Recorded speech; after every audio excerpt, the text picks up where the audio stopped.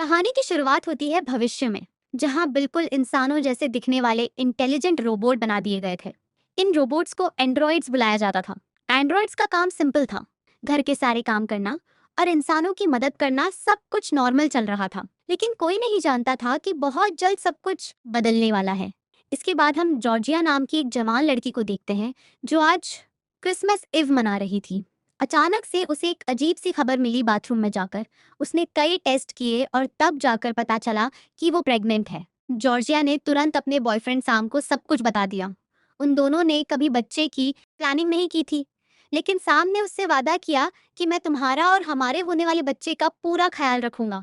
उसने जॉर्जिया से ये भी कहा कि मेरे साथ शिफ्ट हो जा ताकि आगे चलकर वो दोनों मिलकर अपने बच्चे को पाल सके। लेकिन जॉर्जिया को तो अभी कुछ समझ ही नहीं आ रहा था। उसे नहीं पता था कि वो माँ बनना भी चाहती है या नहीं। सिर्फ इतना ही नहीं, वो तो सैम को लेके भी श्योर नहीं थी कि उसके साथ जिंदगी काटनी भी है या नहीं। इसी भारी उलझन के बीच अचानक जॉर्जिया के माँ बाप घर आ गए। हालात अजीबोगरीब थे, इसलिए जॉर्जिया ने फैसला किया कि फिलहाल वो प्रेगनेंसी वाली बात को राज ही रखेगी। जब उसके माँ बाप घर पर ही क्रिसमस मना रहे थे, तब जॉर्जी और सैम अपने कॉलेज के दोस्तों के साथ मौज मस्ती करने बाहर निकल गए। मगर घर से निकलने से पहले एक अजीब सी बात हुई। घर के नौकर एंड्रॉयड इलाई ने बड़े अलग से तरीके से कहा कि अपना ध्यान रखना। ये बात सैम को थोड़ी अजीब सी लगी, लेकिन उसने इस पर ज्यादा ध्यान नहीं दिया। फिर कुछ ही देर बाद दोनों पार्टी में पहुंच गए। जॉर्जिया प्रेगनेंसी वाली टेंशन भूलने की कोशिश कर रही थी, लेकिन सैम अब भी उस बात को लेकर सीरियस और परेशान था। उसने जॉर्जिया को शराब पीने से भी मना किया, मगर ये बात जॉर्जिया को बिल्कुल पसंद नहीं आई और गुस्से में वो सैम से दूर हो गई। पूरी रात उसने सैम से थोड़ी दूरी ही बनाए रखी। तभी जॉर्जिया की एक दोस्त उसके पास आई ताकि पूछ सके कि क्या हुआ, सब ठीक है ना। लेकिन उनकी बात चल ही रही थी कि अचानक पूरे घर में एक बहुत तेज आवाज गूंजने लगी। उसी पल अचानक सभी इलेक्ट्रॉनिक डिवाइसेस में इंटरफेरेंस होने लगा। ऐसा लग रहा था जैसे पूरे शहर में कुछ अजीब हो रहा हो।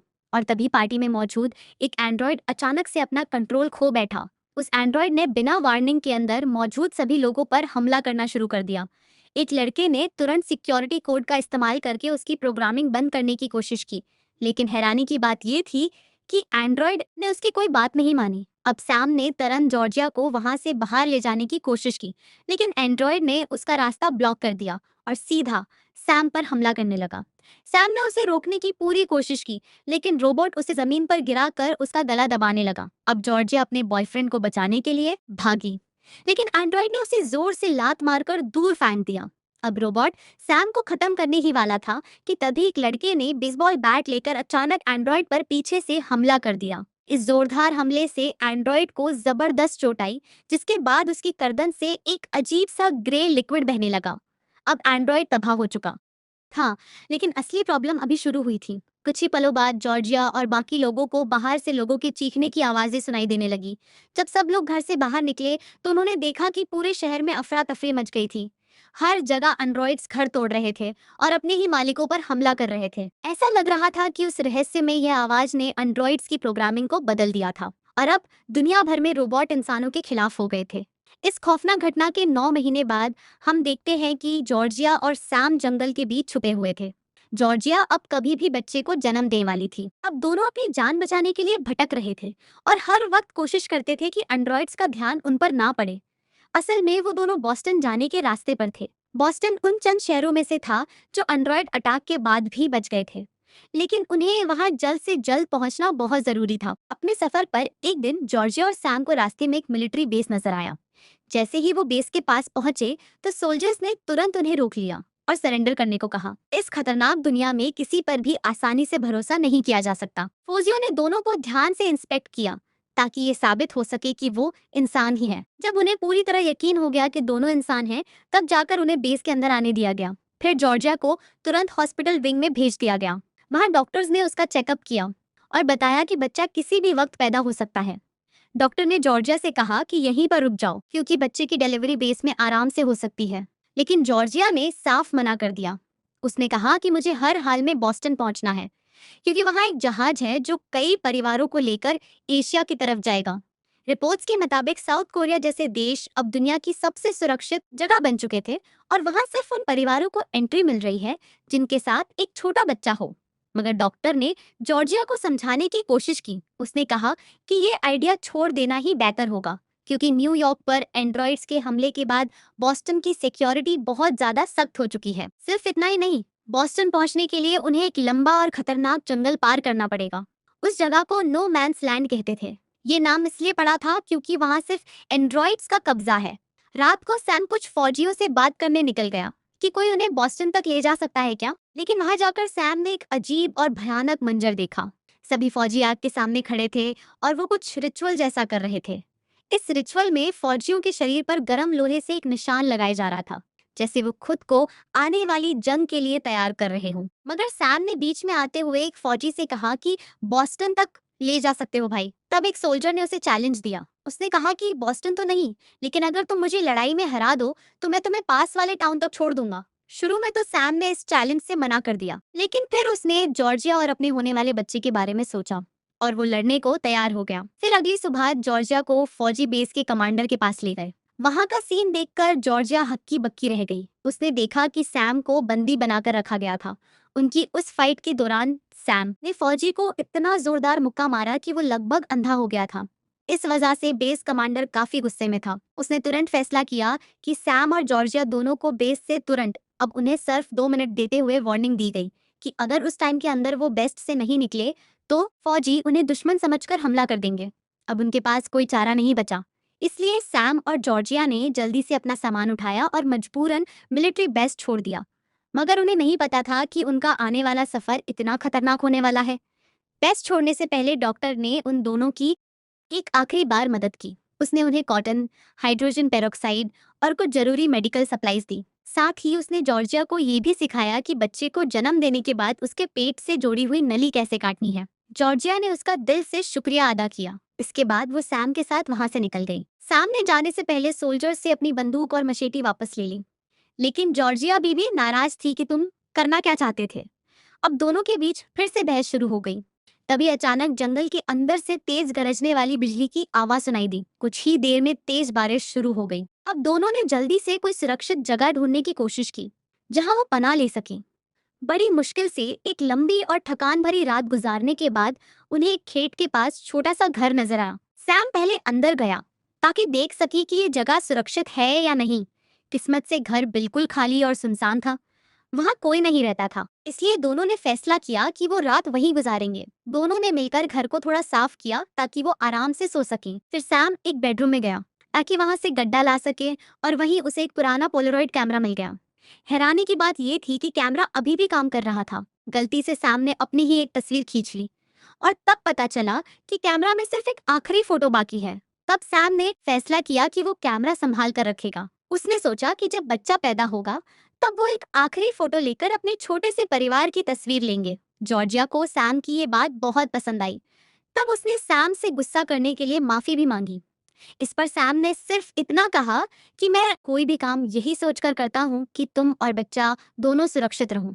फिर रात को दोनों सोने की कोशिश कर रहे थे, लेकिन जॉर्जिया अपनी प्रेगनेंसी को लेकर काफी चिंता में थी।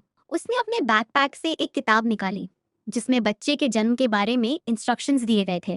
जॉर्जिया ने सैम से कहा कि शायद ये ज्यादा सही होगा अगर वो बच्चे के पैदा होने तक इसी घर में रुक जाए, क्योंकि उसे डर था कि अगर किसी खतरनाक जगह पर डिलीवरी हो गई तो मामला बहुत खतरनाक हो सकता है।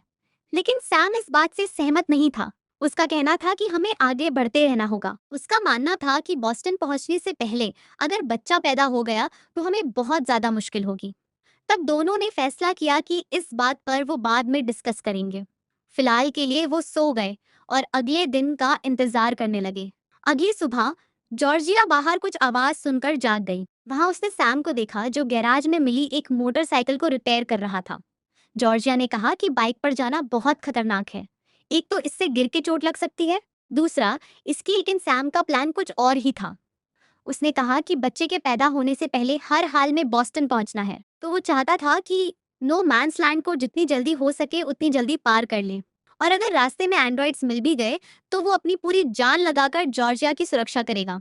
खैर, जॉर्जिया को ये आइडिया कुछ ज्यादा सही नहीं लगा, लेकिन हालात को देखते हुए उसने मजबूरन हाँ कर दी और आगे के सफर के लिए अपना सामान पैक करने चली गई। जब सब कुछ तैयार हो गया तो सैम को गैराज में कुछ सेफ्टी हेलमेट भी मिल गए। उसने अपनी बंदूक जॉर्जिया को दे दी ताकि जरूरत पड़ने पर वो अपना बचाव कर सके। और फिर दोनों मोटरसाइकिल पर बैठकर जंगल के बीच फुल स्पीड में निकल पड़े। रिस्की रास्ते के बावजूद सैम खुश था। काफी वक्त बाद उसे एक अजीब सी आजादी महसूस हो रही थी। उसे ऐसा लग रहा था मानो एंड्रॉइड्स ने कभी अटैक किया ही ना हो, बिल्कुल उस दुनिया की तरह जो एंड्रॉइड्स के हमले से पहले की थी। जॉर्जिया भी काफी हद तक वैसा ही महसूस कर रही थी। लेकिन तभी जंगल के बीच में अचानक से उसे लगा कि कोई परछाई पेड़ों के बीच से गई हो। एक बार को उसे लगा कि शायद ये वहम होगा, और दोनों अपने रास्ते पर चलते रहे। फिर कुछ देर बाद उन्होंने आगे चलकर एक नदी के पास रुकने का फैसला किया। जब सैम मोटरसाइकिल को थोड़ा और रिपेयर कर रहा था, तब जॉर्जिया पास बैठकर अपने होने वाले बच्चे का कुछ देर के लिए सब कुछ शांत लग रहा था। लेकिन तभी उसे पास से ही एक अजीब सी आवाज सुनाई दी। जॉर्जिया ने तुरंत मुड़कर देखा। झाड़ियों के पीछे एक रहस्यमयी परछाई उन्हें देख रही थी। वो तुरंत समझ गई कि शायद वो एक एंड्रॉइड है, और डर के मारे उसने सैम को तुरंत वहां से भागने के लिए आवाज लगाई। सैम ने बिना एक भी पल बर्बाद किए मोटरसाइकिल स्टार्ट करने की कोशिश की, लेकिन बाइक अब स्टार्ट ही नहीं हो रही थी, और वो एंड्रॉइड तेजी से उनकी तरफ भागने लगा। जैसे ही इंजन चालू हुआ, वो तुरंत फुल स्पीड में वहां से निकल गए, और साथ ही वो एंड्रॉइड भी उनके पीछे दौड़ने लगा। जॉर्जिया और सैम पूरी कोशिश कर रहे थे कि किसी तरह उससे पीछा छुड़ाकर भाग सके, लेकिन कुछ ही देर में और भी एंड्रॉइड सामने आ गए। उन्होंने रोड पर उन्हें घेरने की कोशिश शुरू कर दी। सिचुएशन और भी खराब हो गई जब एंड्रॉइड ने 2 ड्रोन्स हवा में लॉन्च कर दिए। ये ड्रोन सैम और जॉर्जिया का पीछा कर रहे थे, और उनकी एक्सैक्ट लोकेशन बाकी रोबोट्स को भेज रहे थे। अब जॉर्जिया ने तुरंत सैम की गन निकाली और पीछे से आ रहे एक एंड्रॉइड पर निशाना लगाने की कोशिश की। जैसे ही जॉर्जिया को क्लियर शॉट मिला, उसने ट्रिगर दबा दिया, और गोली सीधा एंड्रॉइड के सर में जाकर लगी। मगर अभी उनकी मुश्किलें खत्म नहीं हुई। ड्रोन्स अभी भी बिना रुके उनका पीछा कर रहे थे। सैम को अब समझ आ गया था कि एंड्रॉइड्स इतनी आसानी से पीछा नहीं छोड़ने वाले, इसलिए उसने एक जोखिम भरा फैसला लिया। उसने बाइक रोक दी और जॉर्जिया से कहा कि तुम तुरंत जंगल की तरफ भाग जाओ, जब तक वो एंड्रॉइड्स को किसी और दिशा में भटका देगा। इस पर जॉर्जिया ने सीधा मना कर दिया, क्योंकि वो सैम को छोड़कर कहीं नहीं जाना चाहती।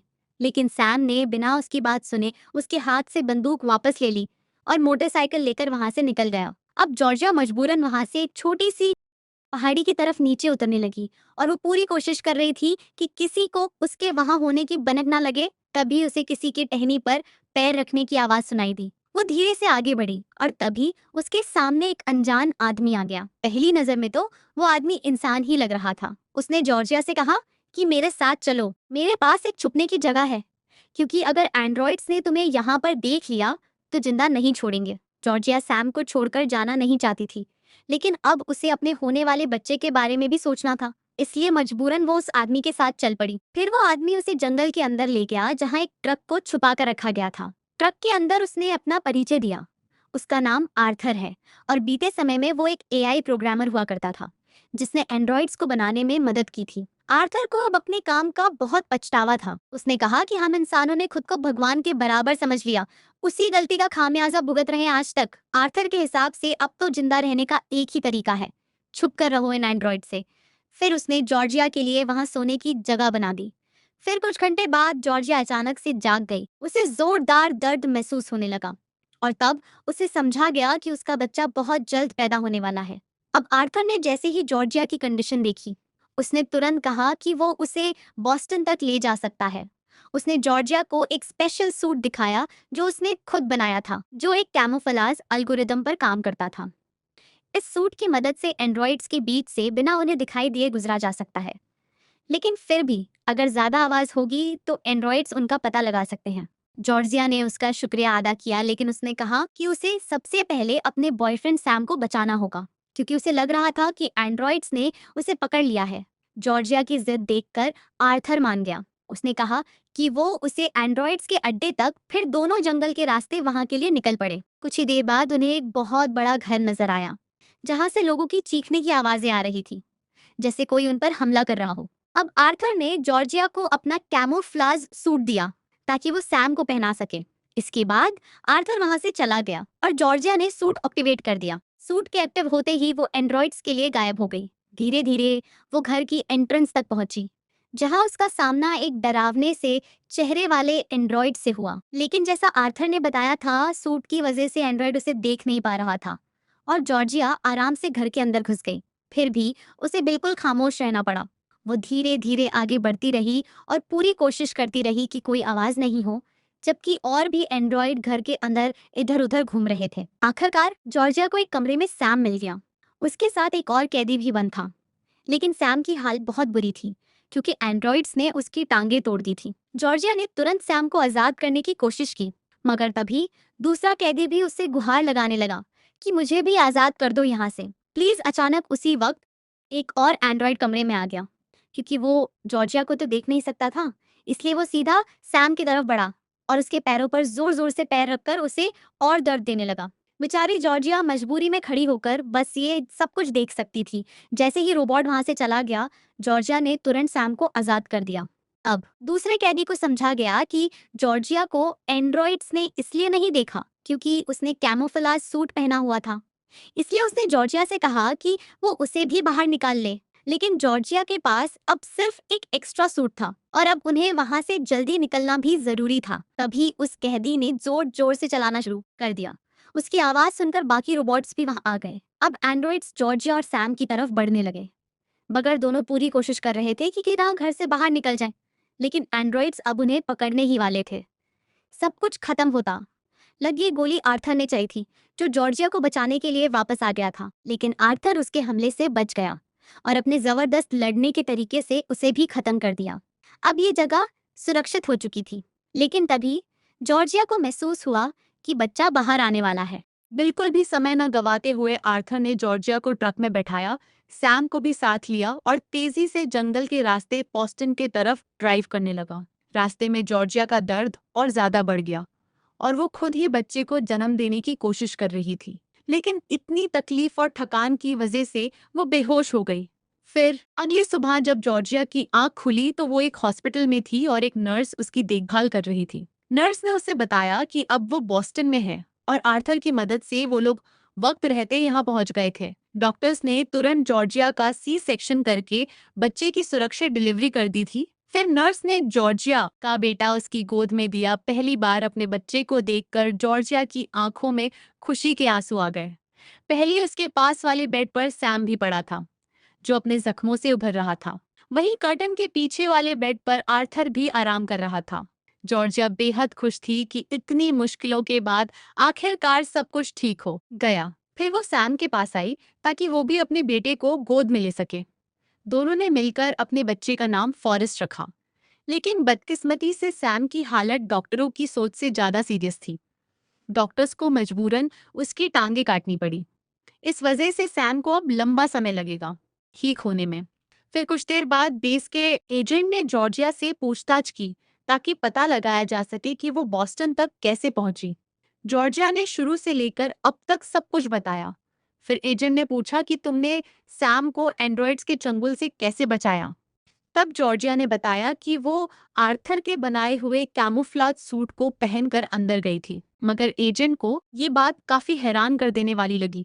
उसने जॉर्जिया से कहा कि ऐसी बात सुनकर जॉर्जिया ने तुरंत आर्थर से बात करने की सोची, जो अभी भी कर्टन के दूसरी तरफ बेड पर सो रहा था। लेकिन जैसे ही एजेंट ने कर्टन के पीछे जाकर उससे बात करने की सोची, तो वो एक हैरान कर देने वाला मंजर देखकर वहीं रुक गया। असल में कर्टन के पीछे आर्थर नहीं बल्कि एक नर्स की लाश पड़ी हुई थी। कुछ ही सेकंडों बाद पूरे बेस में अलार्म बजने लगा। सोल्जर्स ने रिपोर्ट किया कि एंड्रॉइड्स ने बेस पर हमला कर दिया है और वो अंदर घुस चुके हैं।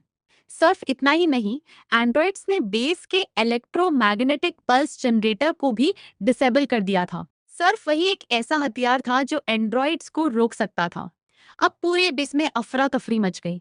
जॉर्जिया ने सैम को बुलाने की कोशिश की, लेकिन सैम भारी दवाइयों की वजह से सो रहा था। जॉर्जिया खुद भी सर्जरी के दर्द से गुजर रही थी और आसपास कोई भी ऐसा नहीं था जो उसकी मदद कर सके। आखिरकार जॉर्जिया ने एक हिम्मत भरा फैसला लिया। उसने अपने बच्चे फॉरेस्ट को उठाया और उसे कपड़े में लपेटकर अपने कंधे से बांध लिया।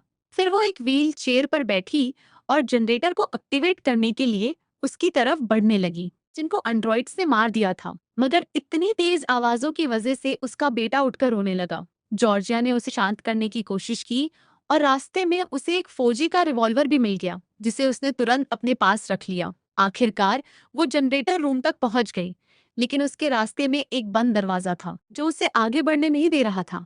मगर किस्मत से उसे एक सोल्जर की लाश के पास दरवाजे की चाबी मिल गई। अब वो तुरंत उस चाबी से लॉक खोलेगी, लेकिन जैसे ही वो दरवाजा खोलने वाली थी, तभी पीछे से उसे आर्थर की आवाज सुनाई दी। अब जॉर्जिया ने बिना एक पल गवाए रिवॉल्वर सीधा उसकी तरफ तान दिया। तब आर्थर ने सच का खुलासा किया, असल में वो भी एक एंड्रॉइड था। इसके बाद आर्थर ने एक आखिरी हमला करने की कोशिश की, लेकिन जॉर्जिया ने बिल्कुल सटीक निशाना लगाया। गोली लगते ही आर्थर जमीन पर गिर गया और हमेशा के लिए डीएक्टिवेट हो गया। लेकिन उसी वक्त और भी एंड्रॉइड्स वहां पहुंच गए थे। जॉर्जिया ने तुरंत गेट बंद कर दिया और जनरेटर तक पहुंचने की कोशिश करने लगी। सभी रोबोट जो लगाकर गेट तोड़ने की कोशिश कर रहे थे, लेकिन जॉर्जिया व्हीलचेयर से कूदकर बाहर निकली और सीधा लिवर खींच दिया, जिससे इलेक्ट्रोमैग्नेटिक पल्स जनरेटर चालू हो गया और बेस के आसपास मौजूद सारे एंड्रॉइड तुरंत डीएक्टिवेट हो गए। आखिरकार जॉर्जिया की हिम्मत की वजह से वो भयानक जंग बंद हो गई। अगले दिन जॉर्जिया वापस हॉस्पिटल गई और सैम के बेड के पास बैठकर फॉरेस्ट को गोद में लिए हुए ही सो गई। जैसे ही सैम की आंख खुली, जॉर्जिया बहुत खुश हुई, क्योंकि इतनी मुश्किलों के बाद उसका छोटा सा परिवार फिर से एक साथ था। और जैसा कि सैम ने पहले वादा किया था, जॉर्जिया ने पोलरॉइड कैमरा निकाला और तीनों की एक परिवार की तरह फोटो ले ली। लेकिन इस खुशी के मौके के बावजूद सैम ने कहा कि उन्हें जल्दी से पोर्ट तक पहुंचना होगा ताकि वो एशिया जाने वाली शिप पकड़ सके। सैम अभी भी पूरी तरह रिकवर नहीं हुआ था, लेकिन फिर भी दोनों पोर्ट की तरफ निकल पड़े। वहां पहुंचते ही एक जनरल ने उन्हें रोक लिया और उनसे उनकी पहचान पूछी। जॉर्जिया ने जनरल को समझाने की कोशिश की कि सैम जख्मी है और अगर उसे जाने नहीं दिया गया तो वो इन हालातों में बच नहीं पाएगा। लेकिन जनरल ने साफ कह दिया कि शिप कोरिया जा रही है और अब वो सिर्फ बच्चों को ही ले जा रहे हैं, क्योंकि देश में और बड़े लोगों के लिए जगह नहीं बची। ये सुनकर जॉर्जिया बिल्कुल टूट गई। उसने जनरल से बार बार रिक्वेस्ट की कि वो उन्हें भी जाने दें, लेकिन जनरल ने मना कर दिया और कहा कि वो सिर्फ बच्चे को ले जा सकते हैं। ये सुनकर जॉर्जिया बेहद निराश हो गई, लेकिन सैम ने उसे शांत करने की कोशिश की और कहा कि उन्हें सबसे पहले फॉरेस्ट की सुरक्षा के बारे में सोचना होगा, चाहे इसका मतलब यही क्यों ना हो कि उन्हें अपने बेटे को खुद से दूर भेजना पड़े। कोई और रास्ता ना देखकर जॉर्जिया मजबूरन मान गई। फिर जनरल ने उसे एक फॉर्म दिया जिसमें बच्चे को शिप पर भेजने की परमिशन लिखी थी। फॉर्म भरते वक्त जॉर्जिया ने अपने बेटे के लिए एक मैसेज भी लिखा। उसने उस मैसेज में पिछले कुछ महीनों में जो कुछ भी हुआ था सब कुछ लिख दिया और अपने बेटे के लिए खूबसूरत जिंदगी की दुआ की। आखिरकार वो वक्त आ गया जब शिप जाने वाली थी। जॉर्जिया मजबूरन अपने छोटे से बेटे को जनरल के हवाले करने के लिए मजबूर हो गई। जब वो जहाज को दूर जाते हुए देख रही थी तो उसके दिमाग में वो जिंदगी घूम रही थी जो वो जी सकती थी। एक ऐसी जिंदगी जहां वो अपने बेटे को इन एंड्रॉइड से दूर एक खुश और सुरक्षित माहौल में बढ़ा करती। लेकिन आज की इस दुनिया में यहाँ तो ऐसा मुमकिन नहीं। फिर भी जॉर्जिया ने सैम को गले लगा लिया और खुद को इस बात की तसल्ली देने की कोशिश की कि कम से कम उनका बच्चा सुरक्षित रहेगा। वीडियो पसंद आई तो लाइक कर देना, चैनल को सब्सक्राइब कर लेना। मिलते हैं अगली वीडियो में। धन्यवाद।